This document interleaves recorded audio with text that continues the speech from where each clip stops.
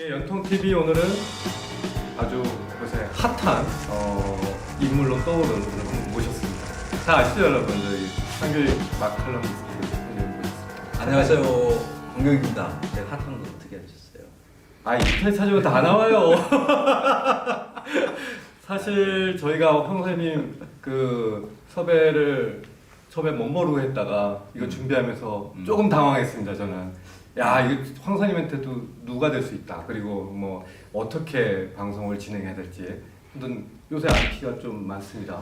아마 이 유튜브 방송물에도 네. 아마 어마어마한 시조요가 그리고 악플이 달릴 수 있어요. 예. 제가 최단시간의 그 유튜브 계정 파 기록을 가지고 있거든요. 그래서 몇 시간입니까? 뭐 하루 만에 하루만?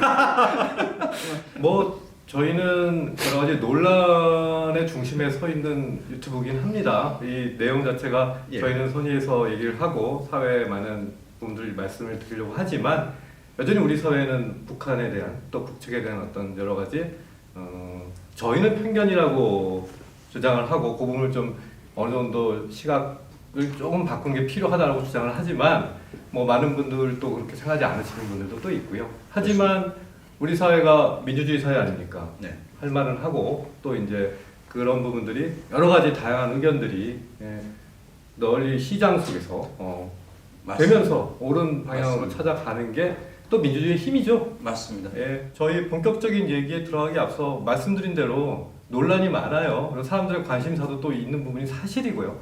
아주 간단하게 저희가 직설적으로 몇 가지 저희가 생각하기에 좀 아프실 수도 있는데 네. 포인트로 한두 네. 개 질문을 뽑아봤습니다. 좋습니다. 직설적으로 제가 한번 여쭤보겠습니다. 네.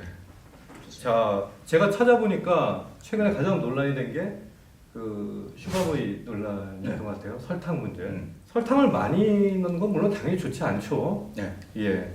그 설탕은 뭐 우리가 전반적으로 그렇게 총량에서는 그렇게 위험하지 않다라는 그런 통계치도 있지만은 그 젊은 세대들한테는 설탕 소비량이 조금씩 많이 늘어난다는 이런 통계치들도 있어요. 그러니까 경계심이 무너져 있는 상태죠.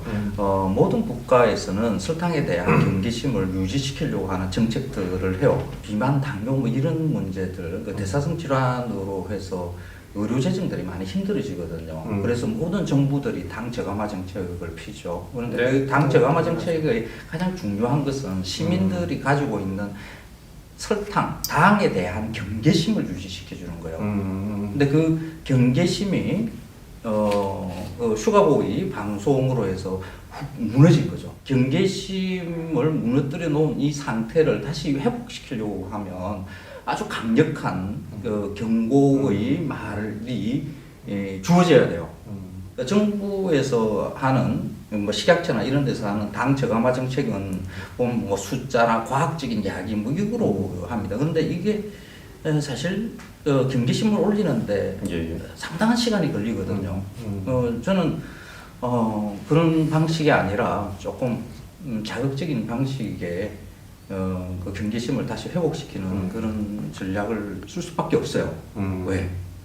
그때 그 슈가보이는 경계심을 누그러뜨리는데 굉장히 감정적으로 굉장히 강하게 경계심을 무너뜨린 방송이었거든요.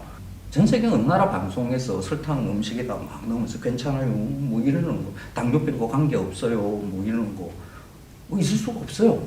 욕 먹는 거 이거는 사실 중요하지 않습니다. 목표의 지점들, 당에 대한 경계심을 다시 회복시키는 그 일이 뭐 이루어진다. 목표하는 지점이 뭐 이루어진다 그러면 뭐욕 먹는 거 그렇게 그게 중요한 거 아니죠. 국민들의 정말 식생활 건강을 위해서 하신 건데 그래도 대중들은 좀 가르쳐야 되는 사람들인가 이런 태도를 보이신 것 때문에 좀 안티가 좀 있는 거 아닙니까? 가르친다는 그렇게 비춰보다는 쓸 가능성 이런 거는 좀 있죠. 그러니까 네가 뭔데 하는 이제 그런 감정이 만들어지죠. 그러니까 잔소리로 여기지는 잔소리꾼. 그런데 그 잔소리는 누군가는 해야 돼요. 예. 그럼 누가 해야 되죠? 네. 제 직업이 마칼럼니스트잖아요. 그렇죠. 제 직업이 원래 그래요. 스스로 십자가를 메시고 아니요, 제 직업. 직업이 여러분들 뭐 기자니까 예. 기자로서의 책무가 있지 않습니까? 그러면 저희도 그렇죠. 알려야 되는 책임이 있어요. 그렇죠. 마칼리스트는 음식과 관련되는 여러 정보들, 현상들에 대한 것을 분석하고 지금 한국 사회에서 음식 먹는 것에 대한 뭐 이상 징후가 나타나거나 뭔가 이런 게 있다, 뭐 이런 게 있으면 거기에 대해서 말을 하는 게 이게 정상이죠. 그냥 저는 제한테 제 직업의 일을 열심히 하고 있다고 저는 생각을 합니다. 그렇습니다. 자, 이거는 솔직히 저도 좀 욱했습니다. 어떤 떡볶이가 정말 맛이 없어요? 맛없어요. 왜요? 많이 먹게 만드는 음식이니까 말이에요. 저는 그 논리가 좀 이해가 안 돼요. 아니 많이 먹게 만들면 맛있는 거 아닙니까? 지금 비만 시대예요. 예. 국민의 한 30% 정도가 비만 걱정해야 되는 시대에 들어왔거든요. 예. 근데 뭐 떡볶이를 좀 많이 먹는다고 비만 아니 저기 뭐 지방 덩어리도 아니고 밀가루- 맛있다라고 자꾸 이야기를 하니까 예. 맛없다라고 이야기하는 보통 사람도 뭐 있어야죠. 떡볶이를 배 터지도록 먹을 사람은 그래서 그 맛있다라고 이야기를 하는 분들이 많이 생긴 게 이명박 정부 들어왔었거든요. 예.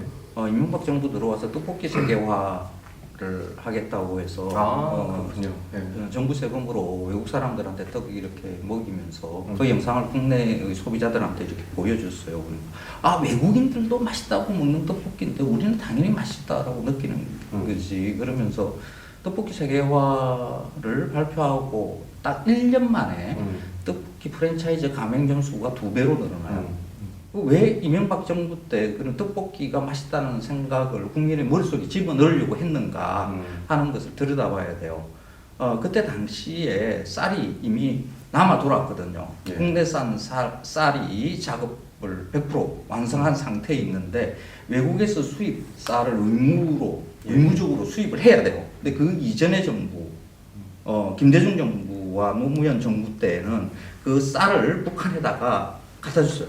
근데 이명박 정부 들어와서 그걸 하기가 싫어요. 안 갖다 줘요. 오늘 쌀은 창고에 막 남아 돌아가죠. 이걸 어떻게 해결해야 돼요?